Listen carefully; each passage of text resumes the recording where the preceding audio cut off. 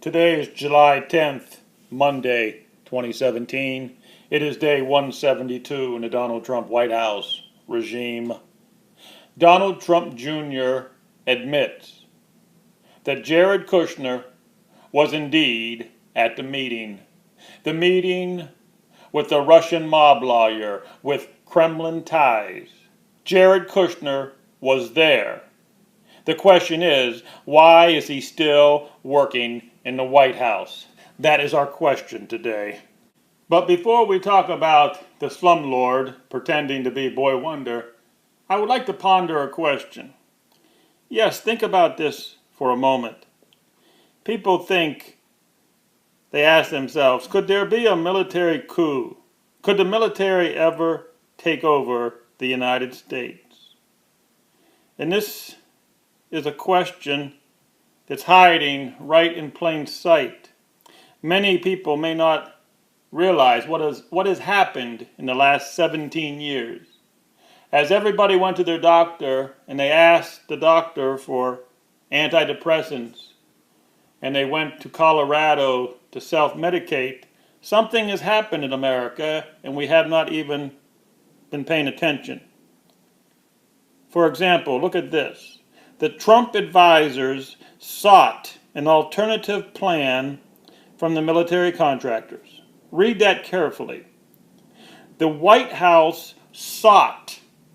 The White House actually asked the military contractors for a different plan. Please, military contractors, could you please give us an alternative plan? If we ask very nicely, if we say pretty please, military contractors, could you do what the White House said?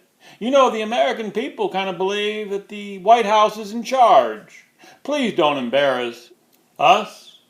Please let us save a little bit of face. I mean, you treated George Bush pretty good. You treated Bill Clinton pretty good. Obama, so-so. But please let us save a little face here. Don't make us beg you to help us out here with the American people. The American people are struggling. Please don't make us beg. But okay, let's get to the main story today. If you do a Google on Donald Trump today, you get 344 million results in 0.67 seconds. Apparently, the Trump people are going to sue a golf organization. I got to tell you, that's probably one of the problems with America today. We got way too many lawyers. We don't have enough real Gentiles out there, man-to-man Gentiles, where we go to your house and we knock on your door and we shake your hand and say, hey, we'd like to work this out, you know, in a friendly basis. Now today, they have lawyers and they knock on your door with papers, they drain your bank account, and it doesn't matter if you're a hamburger flipper. If you don't pay the 36-year-old slumlord his $600 a month rent money, he doesn't care if your hot water is not working. But you better damn well come up with that $666 for the rent this month, or he's going to have a lawyer knock on your door, serve you with the papers, and then they're going to attach your wages at Burger King. And it don't matter how many hamburgers you're going to be flipping, Jared Kushner wants a piece of your ass, okay? So don't let those dimples on his cheeks, those dimples on his chins, and those dimples on his ass fool you, because this man is evil. I tell you, he's evil, and now we're going to talk about this man. And I don't give a shit if Ivanka is in charge of the G20. We're going to let the truth is going to come out, so let's talk about it. It says here that Donald Trump Jr. gets all the headlines, but Kushner attended the collusion meeting also, and he failed to disclose it by law. And this man is still working in the White House. Now, I don't know about you, but there's something seriously wrong with our government. If this man can have secret meetings with the Ruskies, and our government is letting him in the White House with a top secret security clearance, I mean, what the hell does he have on Donald Trump? And more importantly, what does he have on the American intelligence? This is probably the most damaging part of this story. When this story came out, I didn't give a shit if Trump Jr., is talking to Ruskies. I don't give a shit. Trump Jr. is a private citizen.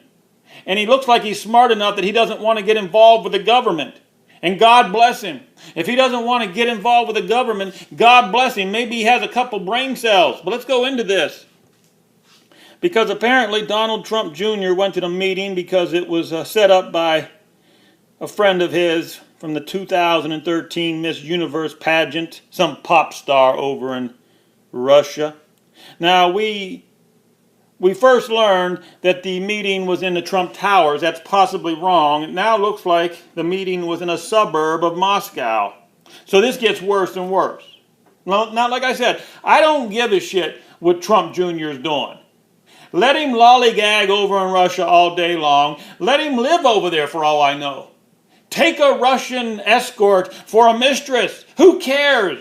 But when you're going to walk into the White House and you're going to be the #1 man in our government and you're going to run the government for 300 million Americans, you better damn well disclose that you had secret meetings with a mob lawyer over in Russia with Kremlin ties. Come on. This is more than embarrassing, because this is exactly what happened. Kushner was at the meeting. Now, the meeting was apparently in June of 2016. Like I said, early reporting said that the meeting was at the Trump Towers. So apparently that the New York Times got that wrong. It looks like the meeting was in Russia, in a suburb of Moscow.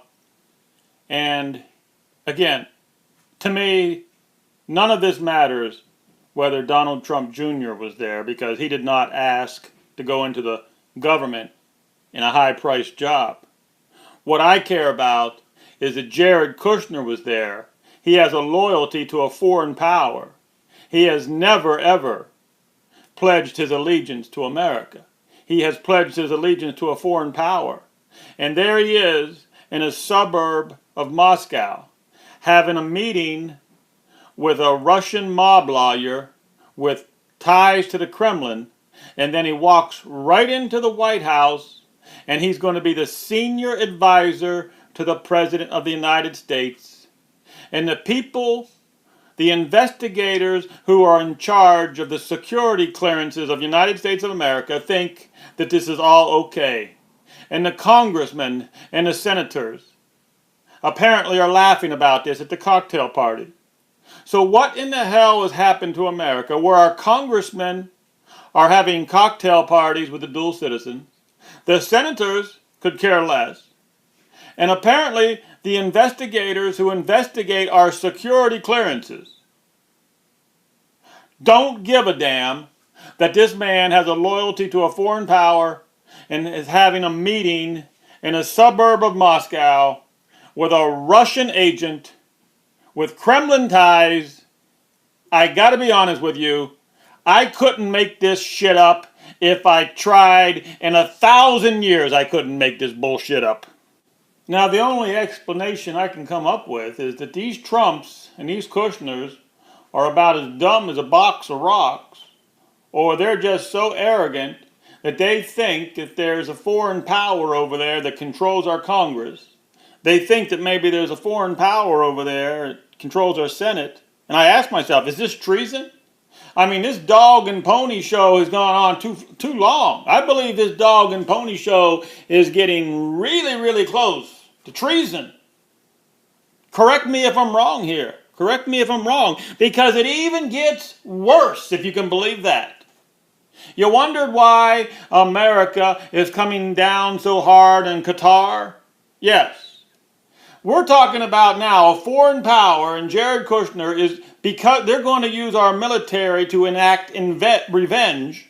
They're going to use our military to enact revenge on a small little country that refused to give Jared Kushner $500 million.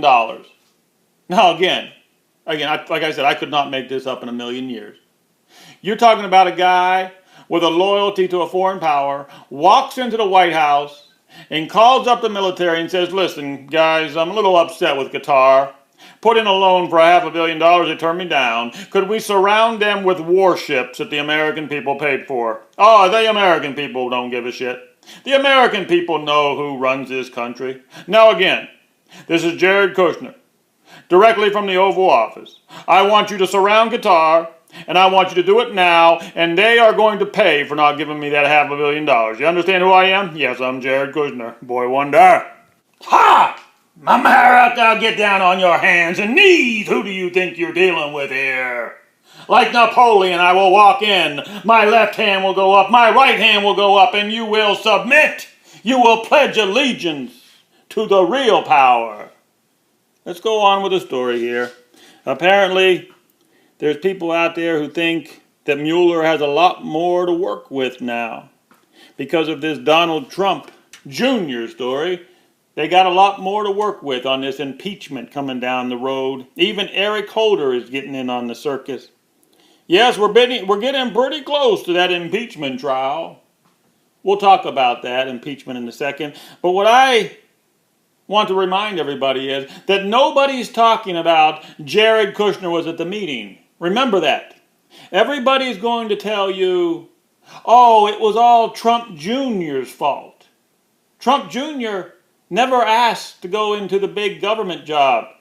But you'll notice that mainstream media will keep a low profile on Jared Kushner. Won't say a word that he was at the meeting. Won't say a word that he holds that top secret security clearance. Yes, America, our press, is working with a foreign power. We've talked about this before. How alarming is that our press, which is supposed to be free, we have a mainstream media, a press, working with a foreign power. And once that sinks into your brain, well then you got to get off that medication then. Because you might even come to realize that those multinational companies, those pharmaceuticals who want you medicated, they want you medicated for a reason. A lot of this has to do with multinational companies. You see, the people who are affiliated with these multinationals, lawyers, even Kushner, they think that they can dabble in any country. They can dabble with any foreign intelligence and they can just come back and walk into the White House. Yes, AIG is going to play big time in the collapse of America. Everybody thought that the AIG problem got brushed under the rug. No. We're talking about a multinational problem. The multinationals are part of the problem. They're what helped a foreign power take over the United States of America. So now we're going to dive into another very important issue, or a development that's coming about. Everybody knows that they're getting ready to possibly impeach Trump. Really what we're looking at here is a dog and pony show. They really want to tell Trump who's the boss. Now, whether he gets to stick around like Bill Clinton did. Remember, Bill Clinton was impeached, but they let Bill stick around because he was a likable fella. I don't know for sure if they're going to let Donald Trump stick around. It all depends on whether you play ball or not. And quite frankly, Bill Clinton was a little bit crazier. Bill Clinton was about ready to disclose a whole lot of damaging information. I'll give the Clintons that much. The Clintons go full board crazy. When you threaten the Clintons, they come at you. They say, we're going to bring down the whole damn shebang. If we go, everybody goes. And I believe they came to an agreement. Now, I'm not sure the Trumps are that smart. Or I don't think the Trumps have that kind of cojones. So it's hard to compare this impeachment to the Clinton impeachment because they started the impeachment on Clinton and then Bill got real crazy. He said, I'm going to spill the beans. And then, like I said, an agreement was, they come about with an agreement and they let Bill hang around. Trump's a whole different ballgame here. It's all up in the air. But this is what I want to leave you with on this subject. You see, Donald Trump's true enemies, and there's many, many factions here, but his true enemies, they think they have an ace up their sleeve, and they're about ready to pull that out during the impeachment. Now, how far they take this, I don't know, but I'm going to give you some clues if you want to look into it, What are they going to do during the impeachment? What's going to be the knockout punch, so to speak? What is their ace in the hole? Well, you know, it's probably going to be that 13-year-old who already filed lawsuits against Trump. See, I'm not telling you anything that's not already out there. This 13-year-old who filed lawsuits against Trump with allegations, they were dropped. It was all brushed under the rug. But you see, Donald Trump's true enemies could easily trot that girl right in before the Senate, and she would be unmasked. You would see her face. You would see her name. You would see her tears. And Donald Trump would likely say, okay, you got me. I mean, I'm not saying Donald Trump is guilty or innocent. It doesn't matter. If they trot her in before the Senate and mainstream media does their magic, I repeat, if mainstream media does their magic, well, Donald Trump could just say he could surrender, or basically he's just going to play ball. I mean, this is a very, very tough game we're playing. That's why I always like it when Ivanka says, oh, I didn't know it was going to be so hard. I didn't know it was going to be so hard. Yeah, they play hardball in the swamp, if you don't know. That's why it's embarrassing when you bring these 36-year-old slumlords into Washington, D.C., and they don't know who they're playing with. You're playing with some of the most vicious animals on the planet. And you're just going to walk in there as a pretty little 30-year-old and say, look at my high heels, Daddy. I'm going to take them. No. You're dealing with some vicious animals who take high heels by the thousands and destroy them. Do I have to go on? Well, to change the subject a little bit, I mean, we're still talking CIA here, but Bitcoin, what is it, down to about 2,300 now? 2,300. All those people will get in Bitcoin at the last moment. Well, you're going to get burned. Oh, eventually we will have a digital currency, but trust me, the criminals want control of it. You know who the greatest, biggest, most powerful mafia is on the planet. They want control of the digital currency. So, yes, let's look into some. They say that this currency, this digital blockchain currency, is good because everybody can see how much money you got. I don't understand that. I don't see how that's so cool that everybody can look in your wallet and see how much money you have. I mean, they don't know who your name. They don't know your name, but they know how much is in the account. I just don't see why that's so good. Let's wind this segment down today. We're going to be looking for some miscellaneous news, anything interesting out there. Looking, umbrellas, Chinese. The Chinese do make everything, huh? What does America make? We make chaos. Chinese have factories. Chinese have factories and America makes chaos. I can remember back a long time ago when we had factories on the Ohio River. Oh, I know, they started to go down. In the 1960s and 70s, it was all falling apart. I witnessed it. I have witnessed the collapse of a great country. As a child, looking over the great Ohio River, seeing the glass factories and the steel mills falling apart with broken glasses, I didn't think much about it growing up, but now it's clear that those factories are never coming back. Let's go and keep on looking for some interesting information. Why does it happen? Well, Janet Yellen, the Federal Reserve banking cartel, a lot of it has to do with the boom and the bust. We don't have time today to talk about why they create a boom and why they create a bust. But I mean, if you got half a brain, you'll understand that they sell during the boom and they buy during the bust. The question is, who are they? All you have to do is find out what tribe runs the Federal Reserve banking cartel. All you have to do is find out what the tribe is and you'll know who they are. Apparently, they have arrested a U.S. Army soldier for terrorism. The name is hard to figure out, but it is a he. Apparently, Aikaka is a he. Kang, probably Chinese, living in Hawaii. They're not going to tell you much about that situation. The cop is leaving the force. Let's just keep on looking for some interesting information. I thought this is funny here. A high school journalist gets to interview the general. How dandy. They don't tell you, I'll tell you what they don't do. I tell you what the people of Congress and the four-star generals and the senators, they don't come to Bravo von Mueller and they don't give me an interview. I'll tell you why. Because I got some questions for them that will put the hair on the back of their head stand up and they don't have the answer for it. So I find it funny. The general with his little smirk on his face, I'll give the high school journalist a little interview. But they won't let us Americans, they won't let a real Gentile ask them any questions because we got questions that quite frankly they're scared of. They don't want to answer the real hard questions. Yeah, those generals are so tough. Call me up, Mr. General, you got my number. Call me up and say, okay, Bravo, I'll give you that interview. I doubt it because you ain't that damn tough. They call you Mad Dog. I'd like to see one tough general call Bravo up and say, okay, Bravo, I'll take you on. I'll answer your questions. No, they'll sit in their office with their big cigars and talk sweet nothings to their secretary. Put Bravo to the side. Bravo, go ask for a snap card. Don't bother me. I'm General Mad Dog.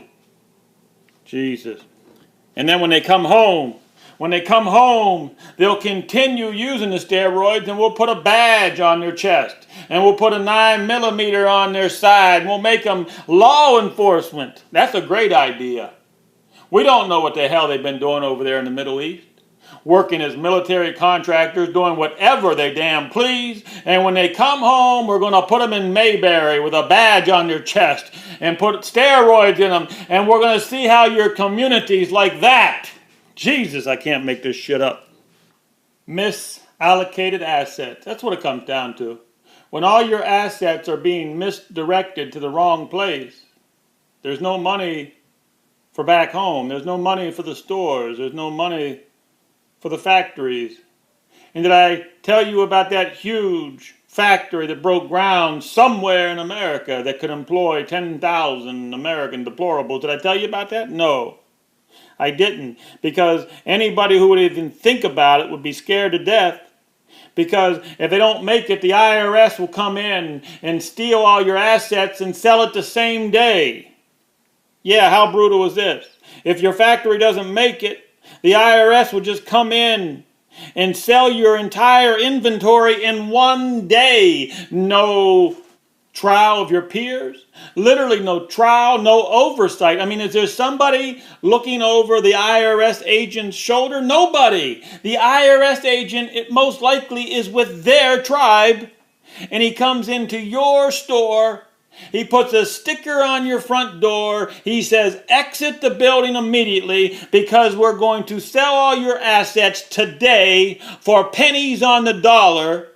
And your mouth is still wide open, and you say to yourself, is this America where we literally got a bureaucrat with an IRS badge who can come in and sell my shit in one day?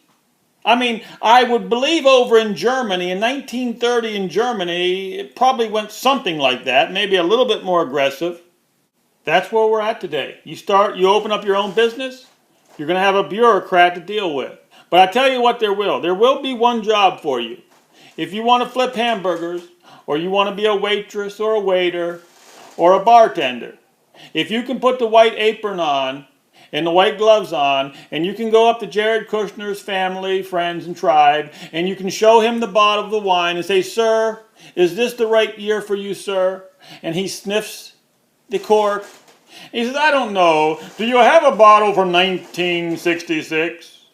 And so, let me go in the cellar and check that for you, sir, as you slowly back away, keeping eye contact, but lower your eyes, lower your head, but please do not touch them.